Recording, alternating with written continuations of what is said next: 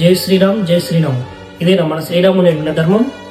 బాంబులు పెట్టి క్రాకర్స్ పెట్టి ప్రాణాలు చేయమని చెప్పింది మన ధర్మం. జనవరి 22, 2026 గురువారం రోజున రాత్రి కడప జిల్లా టౌన్ లో 7 రోడ్ జంక్షన్ దగ్గర మన అయోధ్య రాముని శోభయాత్ర చేస్తాం. ఈ చేసే టైంలోనే మొత్తం బాంబులు పెట్టి రాకెట్లు పెట్టి పెద్దగా హంగామా చేసారు. అక్కడ పెట్టిన ఒక రాకెట్ అదుపు తప్పి అక్కడ ఎక్కడో పని చేసుకుంటూ కూర్చున్న సెక్యూరిటీ గార్డ్ గా పనిచేస్తున్న పెద్ద కడుపులోకి వెళ్లి పేలింది. అది ఆ బాంబు పేలుడికి ఆయన పేగులు మొత్తం బయటపడ్డాయి. చుట్టూ ఎక్కడ చూసినా రక్తమే. ఆయనకి ఎంత నొప్పి ఉన్నా అక్కడ ఉన్న వాళ్ళు ఎక్కడ భయపడతారో అని అంబులెన్స్ వచ్చేదాకా ఆ పేగులు పట్టుకుని అక్కనే నిలబడ్డాడు.